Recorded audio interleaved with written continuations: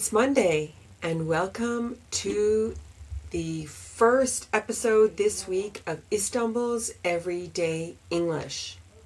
Normally on Mondays, I would talk about the subject, the topic that we were going to review for the week. We've already done translation, we've talked about the suffix ed, we've talked about numbers. It's the fourth week. And this week, we're not going to talk about a specific thing per se. We're going to talk about five different constructs. A language construct is the way we say something in a language.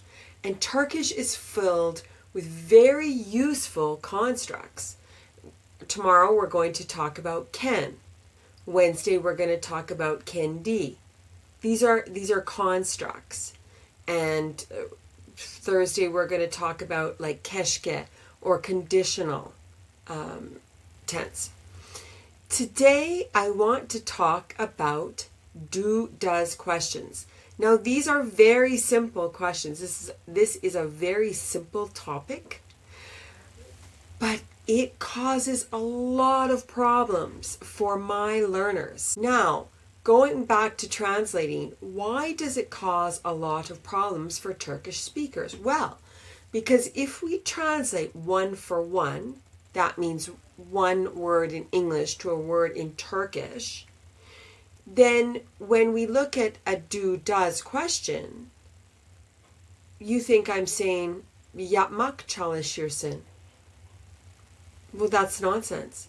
I mean, I can make it mean something in very bad grammar in Turkish, but what I'm really saying, do you work? Çalışır mısın? So what my students do, what they, yapıyorlar, is they look at do in the question and they think, well, yapmak, and then they look at the other words and they get it all confused. Because we're going from English to Turkish back into English, translating as I talked about the week before last.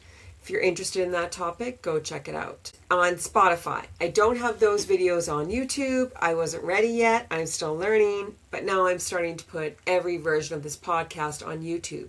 So you can also go view them there. They are under Enjoy English Online, which should be in the description of this podcast. They're under the playlist Istanbul's Everyday English. So, do, does questions. They are present simple questions in English. Present simple in Turkish is geniş zaman. So, present simple tense. I'm sure you all know it if you're listening to this podcast. So, okay, yemek. Eat. I eat. You eat. We eat. They eat. It's basically the infinitive form of the verb, the most basic form of the verb for I, you, we, and they. When it comes to he, she, and it, of course, we simply use O for these three pronouns in English. He, masculine individual, she, feminine individual, and it's an object or an animal. It's neutral. Now, he, she, it eats. We put an S on the end. This is very simple, but I think because Turkish sticks so closely and consistently, which is great, again, for me, to the suffixes that we use in Turkish for a form of verb to be, I really think this confuses Turkish speakers because we're using the same verb for I, you, we, they, and then we're adding an S for he, she, and it. I know it's confusing, but if we think in English or if we think in general, it's pretty easy. So, I, you, we, they eat, he, she, it eats. All right, now I want to form a question in the present simple, in the geniş zaman. Now, I need do. Do is my helper verb. It's an auxiliary verb. It doesn't mean anything. There's no meaning for it. We're just using it to help us. I know that sounds crazy, but that's what we're doing. So, do I eat? Do is my helper verb. It's just helping me form the question. I is the subject. Eat is the verb. Do I eat? Now, do I eat pasta? Okay, do is my helper verb. I is my subject. Eat is my verb. And pasta is my object. All right, so do you love me? Do they help us? Do we know the answer? These are all examples of do does questions. Now in Turkish, we don't use this do or does. We don't use this helper verb. In Turkish, if I say, do I come? I say, gelir miyim? Or do you eat? Yer misin? Does he know? Bilir mi? Do we buy? Alır mıyız? Do you drink? İçer misiniz?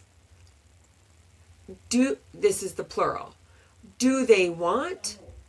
İsterler mi? So Turkish, we're just taking the geniş zamanı and then we're adding the question suffix. And then we're adding the endings for each person. First person, second person, first person plural, etc. Okay? So it is confusing. Turkish is much more simple in that way because you're not using some helper verb. You're not using this do or does. The version of do that we're using is, again, present simple. So, I do, you do, we do, they do. But he does, she does, it does.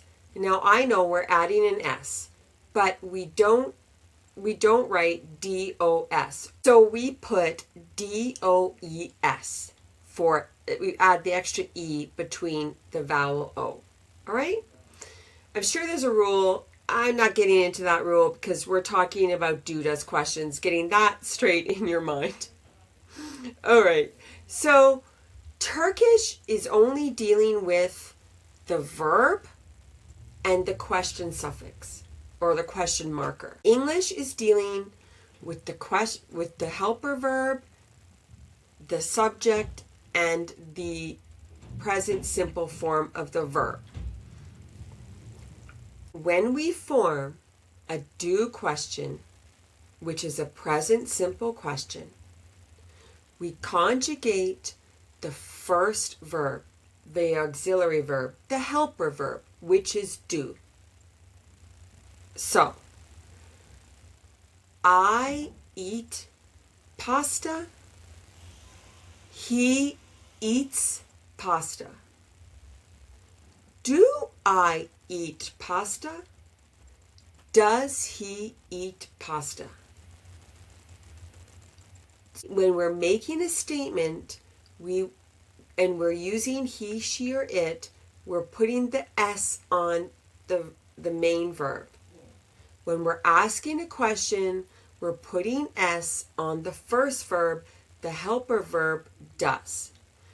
Now, when we're talking about negative, we're going to put the negative marker or negative construct in English, again, on the first verb, on do. So, for instance, I say, don't I write? In Turkish, we put the negative in the verb. Ben yazmaz mıyım? How about, don't you open? Sen açmaz mısın? Don't you open? Or doesn't he speak? O konuşmaz mı? We are always conjugating çekimle. We are always conjugating or adding the negative to the first verb, the helper verb, do. Okay, so we do, does, or do, don't. I think that's clear.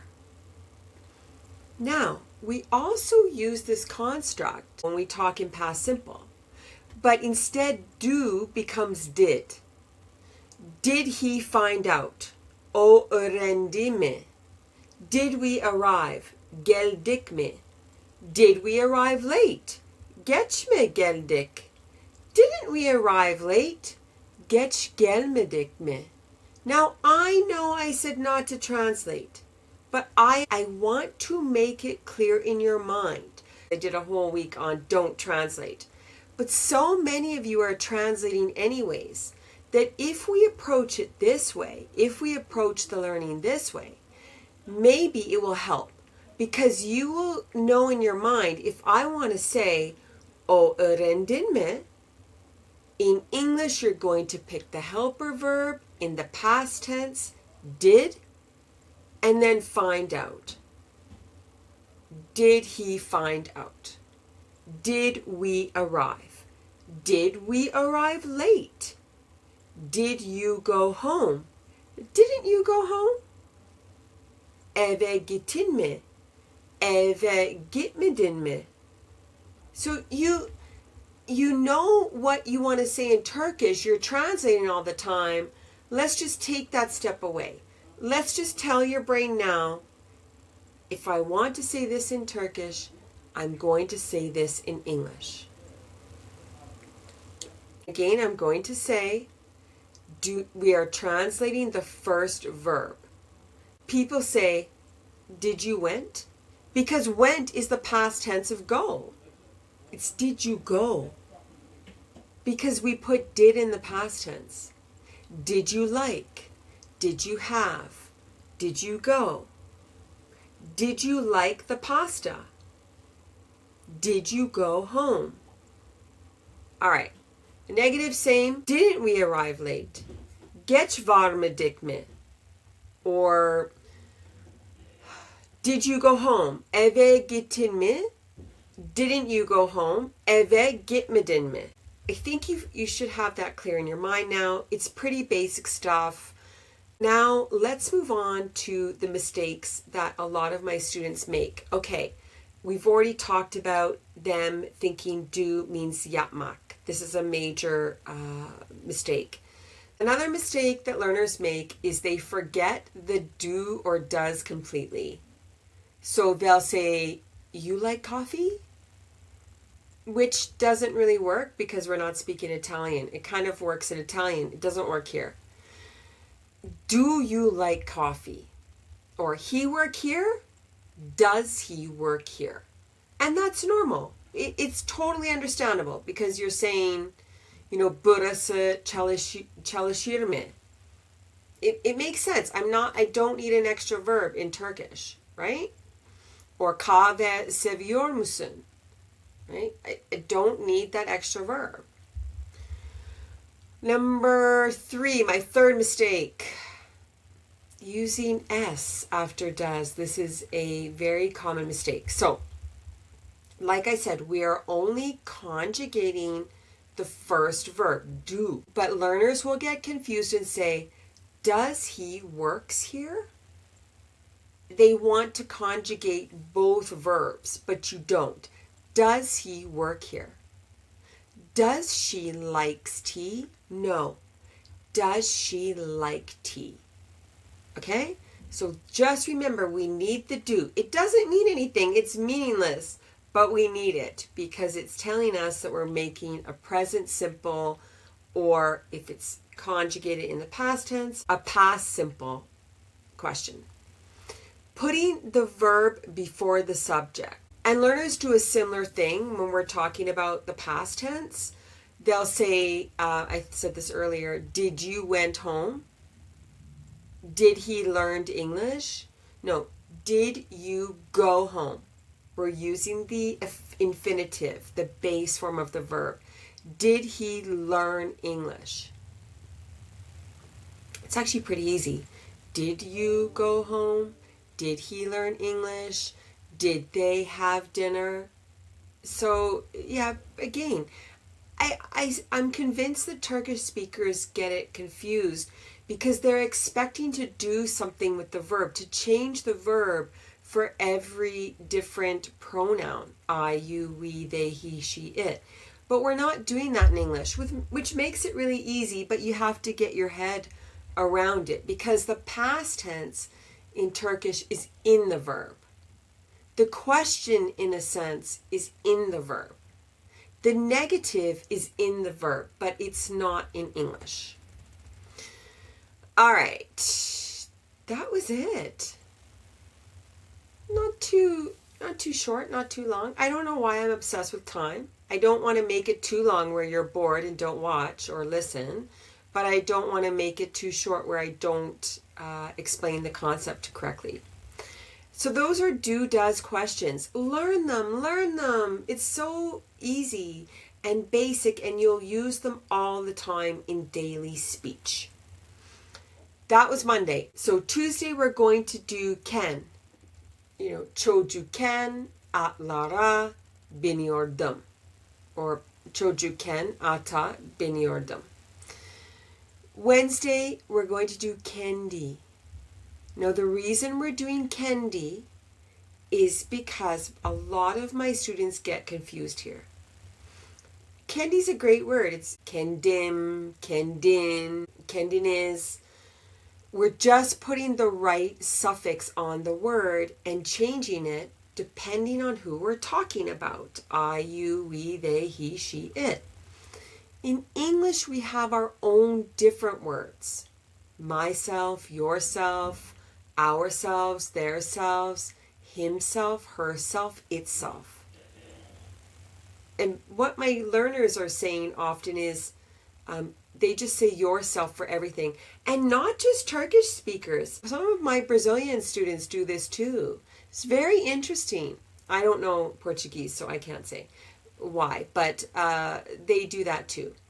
So remember, you can't say yourself for every time you want to say kendi in English. Thursday, we're going to do the wish clause, right? So, keşke okulda daha çalışsaydım. In English, it's just totally different. I wish I had studied more at school. We're going to go through that. And then Friday, we're going to wrap it all up and we're going to do another story. I really like doing that. I'm encouraging you to do dictation, write it down. I'm encouraging you to listen and then maybe go review it on YouTube with the words and make sure, check your understanding. And that's it. Then we will be finished week 4. I'm pretty excited for this week. I think it's going to be very helpful for you. And I think that these will make good YouTube videos because people will be able to see the words. And that's important too. All right, that's a wrap. Thank you so much. I appreciate you watching. Again, I will see you tomorrow for another episode of Istanbul's Everyday English. As I think I said, or maybe I forgot, I'm Natalie, your host, and I thank you so much for listening. And I really hope that this podcast and all my podcasts are helping you to elevate or learn English. Thank you so much. Take care. Bye-bye.